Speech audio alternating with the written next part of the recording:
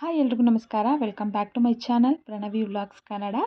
ಇವತ್ತಿನ ಈ ಒಂದು ವಿಡಿಯೋದಲ್ಲಿ ಪನ್ನೀರ್ ಟಿಕ್ಕ ಯಾವ ರೀತಿಯಾಗಿ ಮಾಡೋದು ಅಂತ ತೋರಿಸ್ಕೊಡ್ತಾ ಇದ್ದೀನಿ. ತುಂಬ ಸುಲಭವಾಗಿ ಮನೆಯಲ್ಲಿ ಈಸಿಯಾಗಿ ಮಾಡ್ಕೋಬೋದು. ಇಂಗ್ರೀಡಿಯೆಂಟ್ಸು ಕೂಡ ತುಂಬಾ ಕಡಿಮೆನೇ ಇರುತ್ತೆ ಮತ್ತು ತುಂಬ ಬೇಗನೂ ಕೂಡ ಆಗುತ್ತೆ. ಹೇಗೆ ಮಾಡ್ಕೊಳ್ಳೋದು ಅಂತ ತೋರಿಸ್ತೀನಿ. ಅದಕ್ಕಿಂತ ಮುಂಚೆ ನೀವೇನಾದರೂ ನನ್ನ ಚಾನಲ್ನ ಫಸ್ಟ್ ಟೈಮ್ ನೋಡ್ತಾ ಇದ್ದೀರಾ ಅಂದರೆ ಪ್ಲೀಸ್ ಪ್ರಣವಿ ವ್ಲಾಗ್ಸ್ ಕನ್ನಡನ ಸಬ್ಸ್ಕ್ರೈಬ್ ಮಾಡ್ಕೊಳ್ಳಿ. ಹಾಗೆ ಈ ವಿಡಿಯೋ ಇಷ್ಟ ಆದರೆ ಪ್ಲೀಸ್ ಲೈಕ್ ಮಾಡಿ. ಬನ್ನಿ ಇಂಗ್ರೀಡಿಯೆಂಟ್ಸ್ ಏನೇನು ಬೇಕು ಅಂತ ನೋಡ್ಕೊಳ್ಳೋಣ.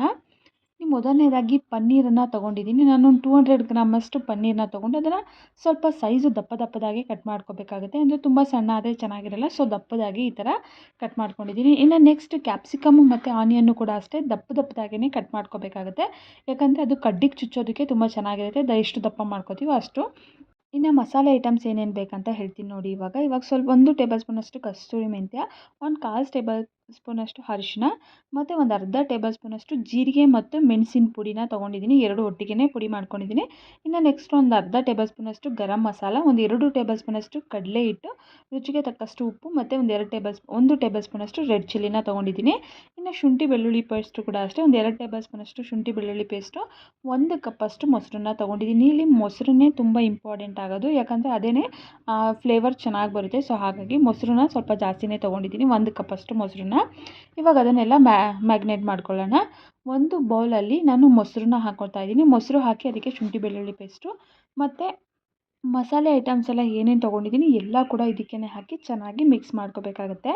ಇಲ್ಲಿ ರೆಡ್ ಚಿಲ್ಲಿ, ಗರಂ ಮಸಾಲ ಮತ್ತು ಕಸ್ತೂರಿ ಮೆಂತ್ಯ, ಉಪ್ಪು ಎಲ್ಲ ಕೂಡ ಟೇಸ್ಟನ್ನು, ಉಪ್ಪು ಖಾರನೂ ಕೂಡ ಅಷ್ಟೇ ಇವಾಗಲೇ ನಾವು ನೋಡ್ಕೋಬೇಕಾಗುತ್ತೆ. ನಿಮಗೆ ಖಾರ ಜಾಸ್ತಿ ಬೇಕಂದರೆ ಜಾಸ್ತಿ ಹಾಕ್ಕೋಬೋದು, ಸ್ವಲ್ಪ ಬೇಕಂದರೆ ಸ್ವಲ್ಪನೇ ಹಾಕ್ಕೋಬೋದು. ಉಪ್ಪು ಕೂಡ ಅಷ್ಟೇ ಈಗಲೇ ಟೇಸ್ಟ್ ಮಾಡಬೇಕಾಗುತ್ತೆ.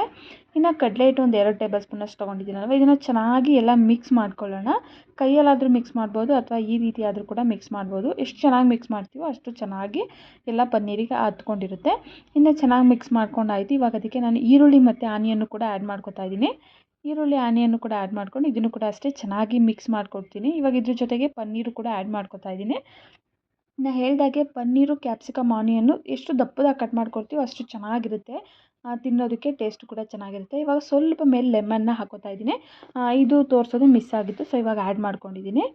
ಇದನ್ನು ಚೆನ್ನಾಗಿ ಮಿಕ್ಸ್ ಮಾಡ್ಕೊಳ್ಳೋಣ. ಎಷ್ಟು ಚೆನ್ನಾಗಿ ಸಾಧ್ಯವೋ ಅಷ್ಟು ಚೆನ್ನಾಗಿ ಮಿಕ್ಸ್ ಮಾಡಿಕೊಂಡು ಇದನ್ನು ಒಂದು ಹಾಫ್ ಆನ್ ಅವರ್ 1 ಅವರ್ ಆದ್ರೂ ಕೂಡ ಅದನ್ನು ಮ್ಯಾಗ್ನೇಟ್ ಆಗೋದಕ್ಕೆ ಬಿಡಬೇಕು.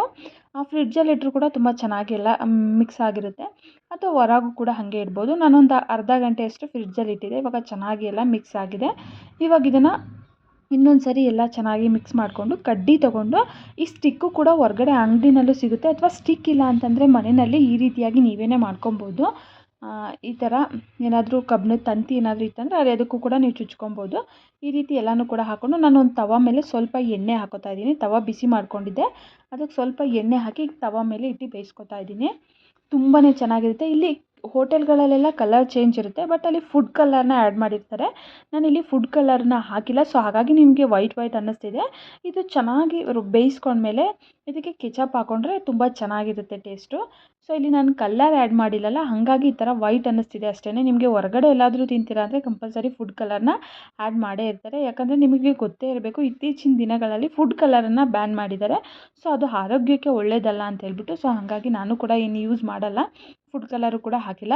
ಇವಾಗ ಇದನ್ನು ಎರಡೂ ಸೈಡನ್ನು ಕೂಡ ತುಂಬ ಲೋ ಫ್ಲೇಮಲ್ಲೇ ಬೇಯಿಸ್ಕೋಬೇಕಾಗುತ್ತೆ. ಹೈ ಫ್ಲೇಮಲ್ಲಾದರೆ ಸಿಯುತ್ತೆ, ಅದು ಚೆನ್ನಾಗಿ ಬೇಯಲ್ಲ. ಎಷ್ಟು ಸಾಧ್ಯನೋ ಅಷ್ಟು ಲೋ ಫ್ಲೇಮಲ್ಲಿ ಒಂದು 10 ನಿಮಿಷದವರೆಗೂ, 10ರಿಂದ 15 ನಿಮಿಷದವರೆಗೂ ಆಗುತ್ತೆ ಟೈಮು. ನಿಧಾನ ಬೇಯಿಸ್ಕೊಂಡ್ರೆ ಪನ್ನೀರ್ ಟಿಕ್ಕಾ ರೆಡಿ ಆಗುತ್ತೆ. ಫೈನಲಿ ರೆಡಿ ಆಯಿತು ನೋಡಿ. ನಿಜವಾಗ್ಲೂ ಟೇಸ್ಟ್ ಅಂತೂ ತುಂಬಾ ಚೆನ್ನಾಗಿದೆ.